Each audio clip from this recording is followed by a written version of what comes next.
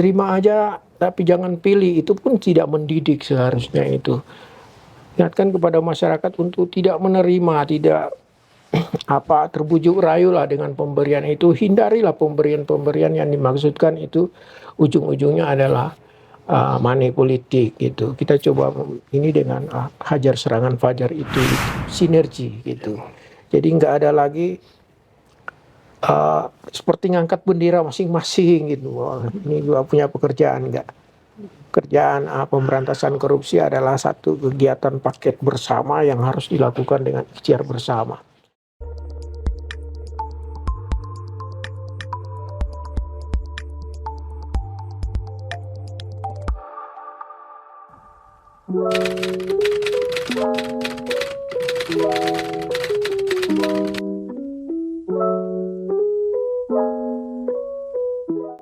Kita mencoba mengecek data yang ditampilkan oleh beliau pada waktu Hakurdia itu sepenuhnya sepertinya giat penindakan dari KPK. Itu tidak digabungkan dengan giat penindakan dari APH lain sepertinya gitu. Yang kita ini barangkali yang paling memahami apa yang dimaksudkan oleh beliau sendiri barangkali. Kita coba menafsirkan aja bahwa memang dan ini juga menjadi kelanjutan daripada pernyataan beliau bahwa mungkin perlu dievaluasi juga konsep pemberantasan korupsi yang kita inikan gitu. Hanya saja kalau memang yang dimaksudkan oleh beliau seperti itu, maka itu ada pada tangan eksekutif dan legislatif gitu. Konsepsi pemberantasan korupsi itu diatur dalam instrumen aturan yang diproduk oleh pemerintah dan DPR. Kita melihat misalnya di dalam Undang-Undang 3199 yang dibaharui dengan 20/2001 tentang pemberantasan tindak pidana korupsi. Di situ masih menyimpan sejumlah ketidaksempurnaan. Banyak yang direkomendasikan oleh UNCIC 2003 yang telah kita ratifikasi dengan Undang-Undang Nomor 7 2006 itu belum semua. Misalnya kita melihat trading influence yang belum memiliki pengaturan, illicit enrichment juga belum kita temukan, penyuapan di sektor swasta itu kita belum temukan di dalam instrumen pengaturan undang-undang tindak pidana korupsi kita. Itu bukan ranahnya KPK untuk menyikapi. Kita juga sudah cukup menyuarakan gitu, termasuk terakhir dengan rancangan undang-undang perampasan aset, pembatasan uang cartal yang bagi kita sangat penting itu. Nah, tapi kan masyarakat tahu seperti apa nasib daripada sejumlah instrumen peraturan yang sebenarnya kalau mau mengoptimalkan konsepsi pemberantasan korupsi itu harus disempurnakan dulu. Belum lagi dari sisi undang-undang kelembagaan ini sendiri gitu. Sebenarnya dari ada sedikit perubahan di dalam Undang-Undang 30 2002 dan Undang-Undang 19 2019 mengenai konsepsi pemberantasan korupsi. Itu kita lihat dari tata urutan penugasan, tugas yang diembankan kepada KPK. Misalnya dalam Undang-Undang 30 2002, tugas penindakan itu ditempatkan di urutan yang keempat. Maksud saya tugas pencegahan itu ditaruh di urutan yang keempat, ada di bawah daripada tugas penindakan. Jadi kalau kemudian kemarin teman-teman lebih sering melihat KPK itu kerjanya nangkap dulu baru cegah, itu seperti kebalikan dengan yang kondisi sekarang. Karena tugas pencegahan itu sekarang ditaruh di urutan yang teratas. Jadi tugas dalam pasal 6 Undang-Undang 19 2019 itu disebutkan tugas yang pertama itu melakukan tindakan-tindakan untuk mencegah terjadinya tindak pidana korupsi. Semacam sinyal gitu dari pemerintah maupun pembentuk undang-undang dalam hal ini DPR bahwa seharusnya ada semacam ini untuk menempatkan pencegahan juga sebagai bagian instrumen yang harus lebih mendapatkan prioritas. Tetapi kita berusaha terus menjalankan beriringan, dia harus simultan, nggak mungkin kita cegah-cegah juga, nindak juga kagak gitu, nggak seperti itu. Kita coba untuk terus padukan. Sekarang kita coba perkenalkan dengan nomenklatur Trisula pemberantasan korupsi gitu. ada kita pendidikan yang kita harapkan kita mencoba membangun anak-anak dari tingkat awal gitu, ada bisa membangun gitu. Ini mereka bahwa korupsi itu sesuatu yang nggak benar. Kita coba memulai dari mekanisme pendidikan, konsepsi pendidikan, kemudian pencegahan, itu yang kita maksud dengan membangun sistem dan lain sebagainya gitu. Yang ada di kita sekarang ini kan di KPK, pencegah sistem yang kita bangun itu cuma seakan-akan baru di LHKPN dengan gratifikasi gitu. Padahal banyak sejumlah instrumen lain yang merujuk kepada soal korupsi itu belum terakomodir di dalam undang-undang itu sendiri, belum diberikan kewenangan penuh kepada Komisi Pemberantasan Korupsi untuk mengaturnya sebagaimana LHKPN dengan gratifikasi. Kita ambil contoh konflik of interest. Itu sebenarnya kalau kita ini, embrio korupsi itu banyak dari situ. Konflik interest. Tetapi kan kita belum masuk pada domain pencegahan kita, KPK belum diamanatkan untuk menjadi pemegang kewenangan utama dalam pengaturan konflik interest.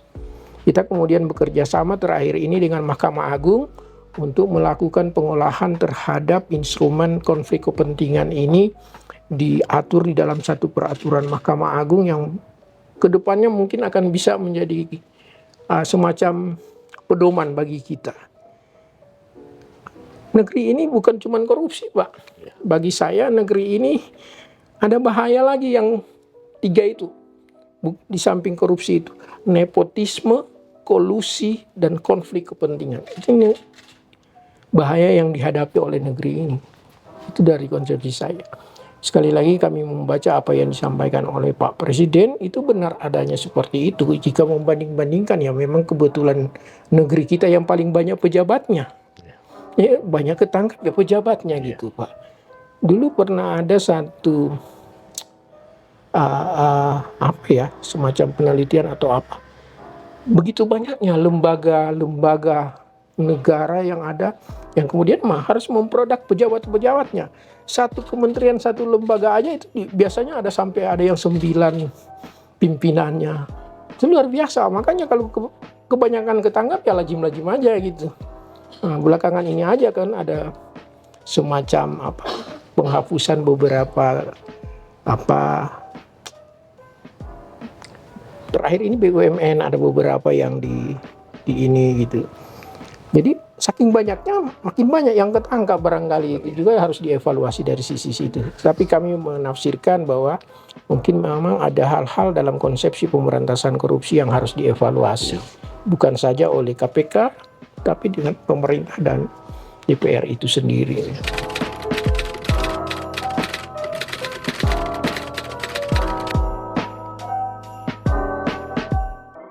Iya, dulu kembali kita melihat lagi model 30/2002 undang-undang kita. Dulu itu di dalam pasal 19 ayat 2 dari Undang-Undang 30/2002 itu ada rumusan bahwa Komisi Pemberantasan Korupsi dapat membentuk perwakilan di daerah. Ya. Nah, itu. Tapi kemudian dengan Undang-Undang 19/2019 kita tidak menemukan lagi itu pasal yang merumuskan seperti itu. Artinya bahwa kita tidak dimungkinkan lagi membentuk perwakilan di daerah. Di mana menyikapi itu, KPK kemudian melalui peraturan Komisi nomor 7 tahun 2020 tentang organisasi dan tata kerja KPK, kemudian membuat satu kedeputian baru, yaitu kedeputian koordinasi dan supervisi. Nah, deputi koordinasi dan supervisi inilah yang kita kiblatkan ke daerah, Pak. Jadi nggak bisa lagi kita di daerah, tapi kita membentuk satu kedeputian yang center kerjanya itu ke daerah. Nah, itu kita bagi deputi korsup ini dalam 5 direktorat. Jadi ada direktorat 1 mulai dari Aceh sampai dengan mana tuh Jambi atau kalau nggak keliru. Kemudian ada direktorat 2 dari Jakarta, Jawa Barat, Jawa Tengah. Kemudian ada direktorat 3 di Jawa Timur dan seterusnya. Itu 4 sampai 5 Papua. Cuman Papua ini belakangan nambah lagi 4 provinsi apa 3 di situ buka humas ya. Nah itu kita bentuk semacam itu. Maksudnya lah itu dengan ada semacam perwakilan dalam konteks kedeputian Korsup, itulah kita melakukan upaya-upaya pencegahan di daerah, pencegahan korupsi di daerah. Kita tentu kiblatnya daripada penindakan-penindakan yang sering kita lakukan itu di daerah yang Bapak sebutkan tadi. Itu kan kebanyakan di situ soal pengadaan barang dan jasa, Pak. Perizinan. Itu aja mainnya, Pak. Mereka ini dua ini aja yang paling itu. Dan kita terus membangun bekerja sama dalam hal pengadaan barang dan jasa. Misalnya KPK itu dengan bersama-sama LKPP, kemudian menggandeng BPKP dan lain sebagainya, itu membuatlah semacam model-model kebijakan yang barangkali bisa kita inikan kepada pemerintah daerah untuk paling tidak dimaksudkan untuk meminimalisir akhirnya praktek-praktek tindak pidana korupsi semacam itu. Ini juga kita anggap bahwa sampai pada fase ini kita masih memang belum optimal di dalam upaya itu. Kenyataan bahwa ya habis bupati ketangkap, ujungnya ada gubernurnya lagi ketangkap gitu kan. Itu kita menyadari bahwa seharusnya begitu ada penindakan, pencegahan itu kemudian bisa masuk melakukan di situ. Saya kemarin sampai candai teman-teman di pencegahan itu Pak Pahala, atau bilang itu Pak Hakim Agungnya sudah 2 yang ketangkap kok, apa yang dilakukan pencegahan kemudian di situ gitu, apa nunggu sampai semua Hakim Agungnya keambil semua gitu kan. Jadi harusnya begitu ada penindakan di situ kemudian pencegahan bisa masuk untuk melakukan sistem yang kemungkinan bisa mencegah terjadinya lagi praktek-praktek yang kemudian kita lahirkan penindakan semacam itu. Itu kita akui bahwa kita belum optimal di dalam itu, termasuk di daerah. Tapi terus kita percaya bahwa kedepannya akan lebih baik ini lagi ya dengan ini. Terlebih lagi Dewas sekarang itu malah melakukan pemantauan terhadap kerja-kerja kedeputian Korsup itu di daerah. Dewas juga datang. Apa yang kita kerjakan di situ itu ininya masih bagus-bagus aja seperti apa. Ada kemarin sempat jadi semacam debat canda lah, bukan debat kayak debat capres ya. Debat canda kami dengan Dewas itu, misalnya ada kita mencantumkan itu tulisan-tulisan objek ini belum melunasi pajak, harap segera melunasi pajak. Situ kita tempelin gambar KPK. Dewas itu bilang, ngapain kalian takut-takut begitu sampai masuk ke dalam itu? Ya selama orang masih takut dengan KPK, kenapa tidak gitu kan? Kita gunakan segala instrumen untuk dalam satu rumah yang begitu besar, yang dijaga agar jangan maling masuk pun ditempelin juga di situ kan? Awas ada anjing galak gitu kan? Itu semua sama dengan yang tadi itu bilang. Nah, tolong bayar pajak, ada KPK di sini ya. Mau KPK itu dianggap anjing galak ya enggak masalah selama itu dimaksudkan untuk menciptakan satu konsepsi pemberantasan korupsi, enggak ada problemnya di situ. Itu yang saya pikir. Cuman jangan sampai misalnya saya sering katakan kita tulis awas ada anjing galak tetapi di dalamnya ternyata kucing anggora, itu juga enggak. Maksudnya saya jangan kita seperti ini KPK tapi di dalamnya sendiri kita enggak ini juga.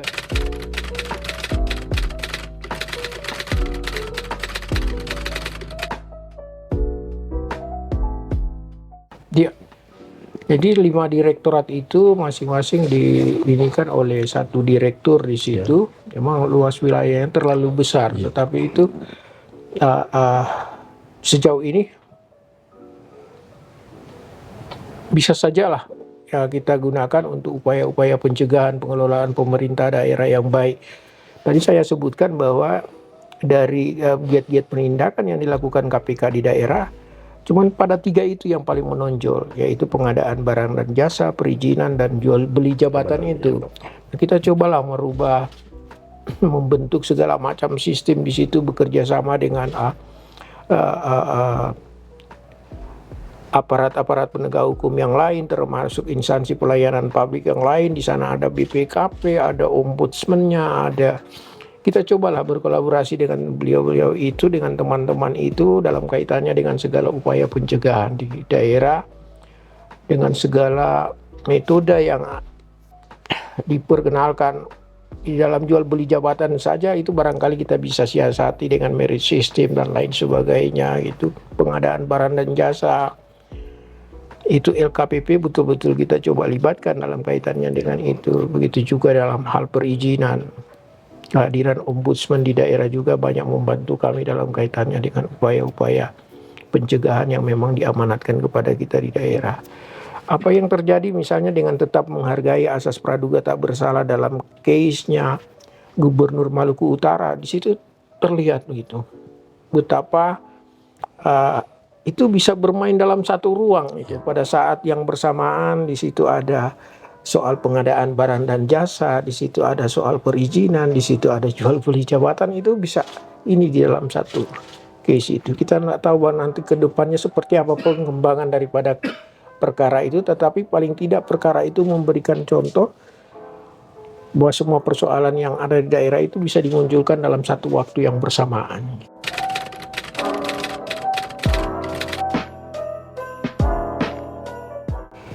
Iya, untuk pencegahan penindakan sama aja ya. Kita memiliki satu direktorat pendidikan dan pelatihan anti korupsi. Di situ segala upaya kita coba lakukan. Kita juga bekerja sama dengan lembaga-lembaga lain, termasuk dengan teman-teman lembaga anti rasuah di negara lain, mengikut sertakan teman-teman kita baik penyelidik, penyidik, penuntut umum untuk ikut di dalam pelatihan-pelatihan penanganan perkara-perkara tindak pidana korupsi. Terakhir ini kami mencoba mengirimkan beberapa tim jaksa penuntut umum ke Amerika, itu berkenaan dengan pelatihan mengenai aset recovery dan lain sebagainya. Coba kita libatkan terus. Kita juga mengundang pakar-pakar dari luar gitu untuk menjadi narasumber di dalam pelatihan-pelatihan yang dilaksanakan oleh Direktorat Pendidikan dan Pelatihan Komisi Pemberantasan Korupsi. Termasuk juga teman-teman dari pencegahan kita lakukan itu. Di pencegahan sendiri kan kita ada satu direktorat, itu Direktorat Monitoring. Direktorat Monitoring ini kan menjalankan tugas yang diamanatkan dalam pasal 6 ayat huruf C itu. Monitoring terhadap sistem penyelenggaraan pemerintah. Situ kita lakukan kajian-kajian terhadap segala kebijakan yang dilakukan pemerintah, ada yang barangkali perlu disempurnakan atau barangkali ada kebijakan yang seharusnya dihentikan dan lain sebagainya. Itu kita lakukan dengan di Direktorat Monitoring. Tentu di situ kita akan membutuhkan betul-betul sumber daya yang memiliki kualitas yang betul gitu di dalam kajian-kajian pelaksanaan seperti itu. Sebab hasil kajian itu kita kemudian akan kirimkan kepada Presiden untuk dalam bentuk rekomendasi yang harus dilakukan Presiden. Sejauh ini rekomendasi daripada monitoring KPK itu cukuplah ditindaklanjuti oleh Presiden dengan pelaksanaan rekomendasi itu. Sama sebagaimana Ombudsman melakukan rekomendasi-rekomendasi atau Komnas HAM. Itu kita jalankan melalui Direktorat Monitoring, dan sejauh ini it's okay aja sih. Jumlah hasil kajian kami itu sudah dilaksanakan ditindaklanjutilah oleh Presiden kepada kementerian lembaga.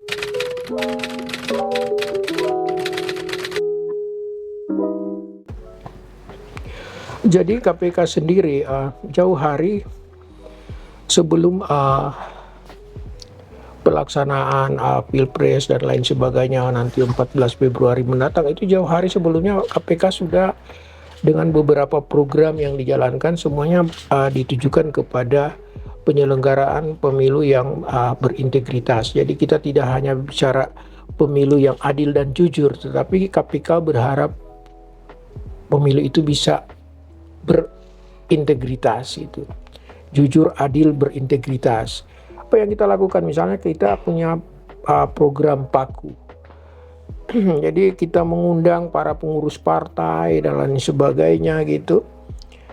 Kita coba memberi semacam panduan kepada mereka bagaimana sebaiknya menjadi pejabat pemerintah yang betul-betul memiliki integritas, bagaimana menjaga integritas itu sendiri. Itu kita lakukan. Itu tidak kurang daripada 20 partai, termasuk hampir keseluruhan partai yang sudah mengikuti pemilu kemarin. Bahkan itu lebih luas lagi kepada penyelenggara-penyelenggara negara. Dari beberapa kementerian sudah kita undang di dalamnya. Penyelenggara pemilu juga kita libatkan di dalam kaitannya dengan paku integritas yang kita lakukan oleh Kedeputian Pendidikan dan Peran Serta Masyarakat itu. Kemudian kita juga ada program itu, kalau teman-teman itu lewat ke gedung KPK lama, itu saya kemarin sempat komplain juga gitu. Itu semacam ada layar besar itu, hajar serangan fajar gitu. Kita bilang ya lebih cantik lah. Nah makanya itu besok-besok nanti Bu Yeye ini teman-teman sudah rencana-rencana mau bikin kayak videotron gitu loh. Ya jadi yang seperti itulah kita tayangkan di videotron gitu ya. Tidak lagi seperti layar besar itu hajar serangan fajar gitu.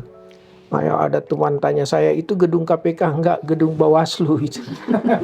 Nah, sampai seperti itu. Itu program hajar serangan fajar itu yang barangkali bisa digunakan untuk mengantisipasi bagaimana kita mendidik masyarakat untuk tidak terpengaruh dengan pemberian-pemberian uang. Kita menyesalkan kemudian ada bahasa-bahasa terima aja tapi jangan pilih, itu pun tidak mendidik seharusnya itu. Ingatkan kepada masyarakat untuk tidak menerima, tidak terbujuk rayu lah dengan pemberian itu. Hindarilah pemberian-pemberian yang dimaksudkan itu ujung-ujungnya adalah money politik gitu. Kita coba ini dengan hajar serangan fajar itu, kita coba datangi masyarakat, itu nyampaikan seperti apa. Yang terakhir upaya kita itu adalah dengan ada aplikasi jaga pemilu, Pak. Jadi kalau itu coba dicek, di situ ada segala kecurangan yang segala sesuatu mengenai kecurangan pemilu itu bisa langsung ini ke aplikasi jaga pemilu kami itu. Jadi paling tidak 3 upaya itu yang kita sudah lakukan. Yang terakhir ini nanti kepastiannya besok saya akan minta Deputi Pendidikan dan Peran Serta Masyarakat menjelaskan rencana untuk mengundang capres cawapres itu 3 pasang untuk tapi di sini nggak ada istilah debat gitu. Kita ingin mendengar komitmen mereka terhadap upaya pemberantasan korupsi.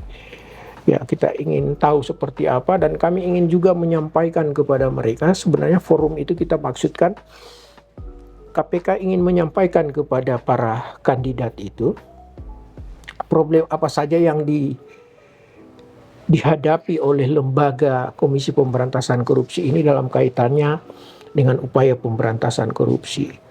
Nah, problem-problem itu ada sedikit jalan keluar yang bisa kami sampaikan seperti ini gitu. Misalnya ada persoalan LHKPN. Kita temukan sejumlah pejabat begitu banyak yang masih belum patuh terhadap itu. Nah, kedepannya apa? Bisa nggak kalau beliau-beliau itu terpilih nanti punya enggak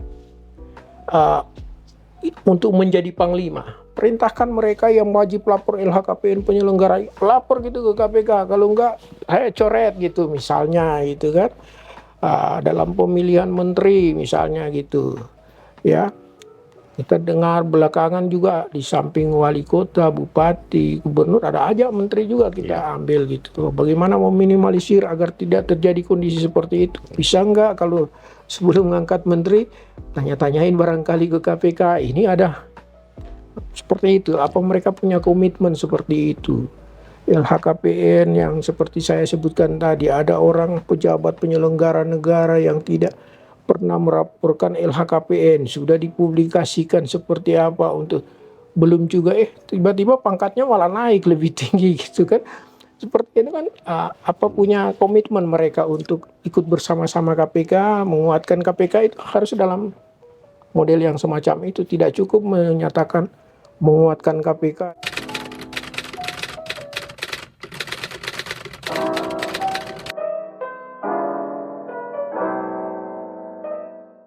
kebetulan tadi sebenarnya saya nggak punya jawaban untuk tapi kebetulan saya tadi menghadiri laporan tahunan Mahkamah Konstitusi, dan dalam penayangan penyampaian yang disampaikan oleh Ketua Mahkamah Konstitusi, mereka juga dihadapkan pada situasi yang mirip-mirip dengan kita. Begitu tergerusnya rasa kepercayaan publik gitu. Beliau tadi Ketua MK mengutip satu pernyataan dari seorang penulis, katanya bahwa mahkamah, tapi dia lebih kepada pengadilan, kalau sudah kehilangan kepercayaan publik maka nggak ada lagi apa-apanya, dia lumpuh gitu. Jadi pedang daripada lembaga peradilan itu, katanya dia, itu adalah kepercayaan publik. Mau hidupnya seperti apa, ada pada soal kepercayaan masyarakat itu KPK. Mau seperti apapun semangat kami, kalau sudah kehilangan itu rasanya kok seperti orang kehilangan itu, ketika mau berdiri dari sini seperti hilang diri segalanya gitu. Membangkitkan itu kembali kan bukan pekerjaan yang mudah, Pak. Nah, tadi modelnya beliau itu segala upaya sudah dia coba lakukan, tentu saja dengan membuat lagi konsep-konsep kerja yang betul-betul bisa memulihkan kepercayaan orang lagi. Begitu juga dengan KPK, tentu kita harus menampilkan kerja-kerja yang lebih berkualitas, yang lebih gitu. Belakangan ini cemuan orang, ya kok yang ditangkap yang itu-itu aja, bukan naik-naik, malah dari bupati malah turun-turun kepada PPK yang kita tangkapin, seperti itu. Kita coba benahilah. Mungkin kalau kemarin-kemarin pasal 5 kita sudah berbicara juga dengan Pak Deputi Penindakan, bisa enggak ada case building yang agak besar-besar. Saya agak cemburu dengan teman-teman Kejaksaan Agung itu. Misalnya ada penanganan perkara kita pernah menangani perkara Duta Palma yang melibatkan Surya Darmaji. Itu kita dapat ceperan aja, maaf ya. Nah, bahasa kalau kita bandingkan dengan kejaksaan, jadinya kita menyebut itu ceperan yang miliaran, sekian miliar, 2-3. Tetapi ketika itu dihandle oleh kejaksaan, itu kok jadi triliunan gitu. Itu Surya Darmaji, itu Duta Palma. Kemudian kita ada penanganan perkara Garuda. Nasibnya juga sama, kita dapat 2-3 M di situ. Tapi itu kemudian dihandle oleh Kejaksaan Agung, bahkan sempat ada orang mengajukan eksepsi. Itu kan sudah ditangani KPK. Perkaranya beda katanya. Mereka bisa jadi triliunan lagi gitu. Terakhir ini kita pernah menangani perkara Antam, ya, timah gitu. Nggak seberapa juga kita itu. Ada perkaranya yang lain juga masih jalan juga, masih pada tingkat penyidikan, tapi nggak sebesar itu. Nah, kemarin Pak Jampitsus mengatakan bahwa barangkali kerugiannya akhirnya akan lebih besar dari Asabri, berarti triliunan lagi gitu. Nah, konsep-konsep itu barangkali yang mungkin kita harus bisa, mungkin itu case building itu kita lebih ini kan di KPK, ya.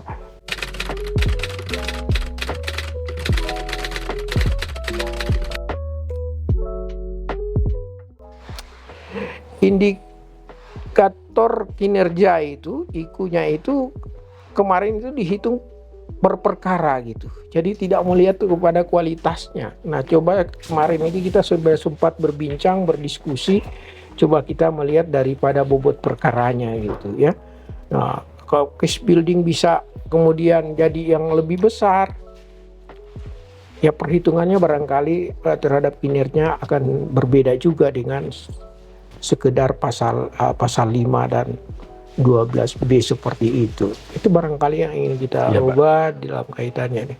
Sekali lagi, pekerjaan mengembalikan kepercayaan publik bukan pekerjaan yang mudah, dan itu tidak bisa kita dapatkan dalam waktu 1-2 bulan, bahkan 1 tahun ke depan. Seperti apa ya, seperti yang sering saya sampaikan ke teman-teman yang tersisa di lembaga ini, tinggal integritas daripada mereka-merekanya. Apa artinya kami pimpinan ini 1-2 hari, 1-2 minggu, bulan, tahun ke depan akan pergi dari sini, dan tinggal mereka lah dengan integritasnya, dan saya masih percaya itu masih melekat pada mereka.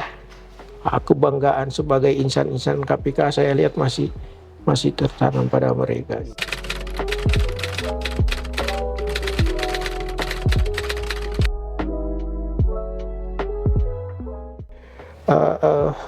Misalnya aja untuk kita berbincang kayak begini, saya harus memastikan bahwa teman-teman pimpinan semua harus mendisposisi oke, baru saya berani datang berhadapan seperti ini. Dan saya harus bisa menyampaikan kepada mereka, dan sudah saya lakukan, materi apa yang mau ditanyakan teman, dan apa yang saya mau ngomongin ini saya sudah sampaikan juga kepada beliau-beliau. Artinya kita coba terus membangun bahwa segala sesuatu yang dilakukan oleh satu pimpinan itu harus menjadi ini dari pimpinan yang lain gitu. Kita berharap tidak ada lagi pernyataan yang rada-rada agak beda, yang satu bilang belum makan, yang satu bilang udah makan gitu, sorenya ada yang bilang udah makan Pak kita kan. Nggak nyaman juga yang seperti itu. Atau kemudian yang satu datang ke tempat lain bertemu siapa gitu tanpa yang lain tahu, itu kita coba minimalisir. Kalau bisa tidak pernah ada yang seperti itu. Yang kemarin kebetulan itu saya pernah ngomong soal one man show. Itu yang sedapat mungkin dihindari dari lembaga seperti KPK. Yang seorang ketua KPK itu berbeda dengan seperti Kapolri, Panglima, Jaksa Agung. Itu mereka bekerja dalam satu garis komando. Mau ribut kayak apapun dibawa, beliau di atas bilang gini, selesai. Kita kagak seperti itu. Seorang pimpinan KPK itu harus segala sesuatu memang harus dibersamai gitu. Kolektif Pak, kolegial. Kebetulan saya berlatar belakang hakim, jadi soal kolektif kolegial itu selalu terbangun setiap kali pengambilan keputusan musyawarah hakim itu kita harus kolektif kolegial. Kolektif kolegial tidak hanya menghitung-hitung nanti 3-2 atau 4-1, tidak seperti itu. Kolektif kolegial itu sedapat mungkin sama. Apa yang mau keluarin itu nggak ada yang dissenting itulah. Itu yang dimaknai dengan kolektif kolegial. Sedapat mungkin dibicarakan betul-betul dulu. Dissenting itu betul-betul sudah ultimatum remedium aja, udah ultimum remedium gitu kalau bisa gitu. Seperti itu barangkali ada hal-hal yang berubah. Ini juga lagi kita kaji, kemarin kan misalnya ada pembidangan gitu. Wakil ketua ini bidang ini, wakil ketua ini bidang itu. Kita sedang evaluasi juga. Kita khawatir juga dengan pembidangan itu nanti akan mendegradasi pimpinan yang lain untuk masuk ke bidang yang lain. Misalnya kalau saya ditanyain ada OTT, Pak Wakil ada OTT, gimana kabarnya? Saya bilang saya nggak terlalu tahu, yang tahu itu Pak Alex. Saya kan nggak match seperti itu. Karena sedikit terdegradasilah kewenangan saya untuk masuk ke bidang yang bukan bidang saya seperti itu. Itu mungkin kita akan evaluasi juga gitu. Makanya kemarin ada pengajuan mengenai pembagian, saya bilang kebetulan kami belum berlima, masih berempat, ya jangan dululah soal pembidangan itu.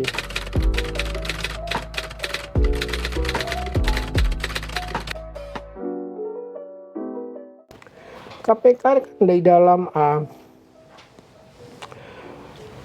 Undang-Undang 19 2019 itu berkoordinasi dalam kaitannya dengan penyelidikan, penuntutan perkara-perkara tindak pidana korupsi itu. Dengan APH lain kita juga punya kewenangan soal supervisi sebagaimana diatur dalam Perpres 102 2020 itu. Tentu kita belajar dari segala sesuatu yang mungkin kalau di sana lancar-lancar aja, malah kita jadikan cermin, bukan lagi masuk untuk supervisi, tapi kita jadikan pelajaran gitu. Kadang saya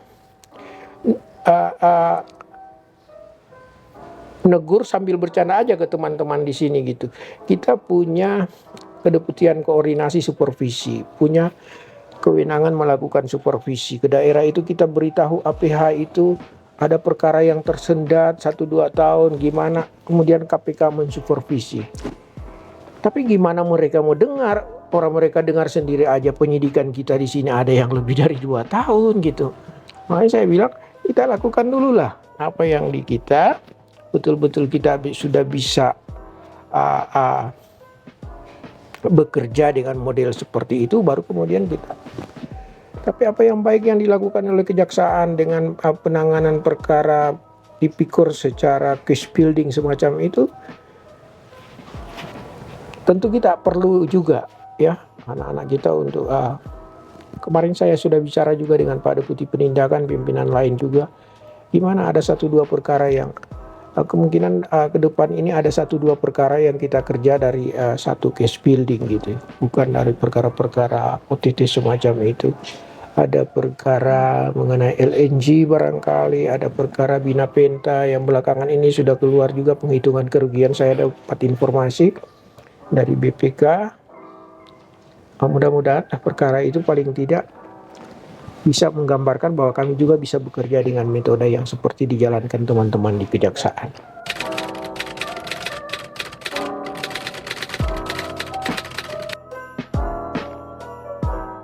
Terakhir kami sudah menandatangani PKS juga dengan kejaksaan, yang terakhir ini dengan Polri juga, semua dalam kaitannya dengan soal sinergi dalam upaya pemberantasan korupsi. Kita tidak lagi berlomba-lomba siapa pemenangnya gitu. Ya, pemberantasan korupsi ada satu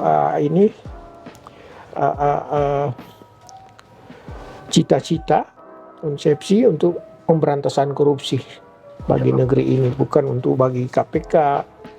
Dulu kita dengan Undang-Undang 30 2002 kita sering mendengar istilah trigger mechanism. Itu tidak kita temukan lagi di dalam Undang-Undang 19 2019, diganti dengan istilah sinergi gitu. Jadi nggak ada lagi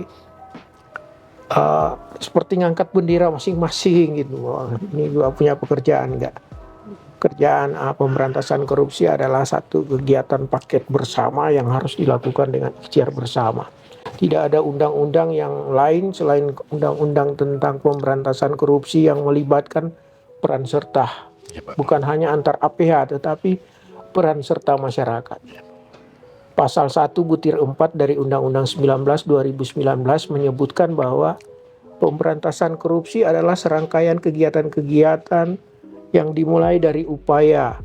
Mulai disebutkanlah satu-satu di situ: pencegahan, monitoring, supervisi, penyelidikan, penyidikan, penuntutan, sidang di pengadilan, pakai koma, dengan peran serta masyarakat.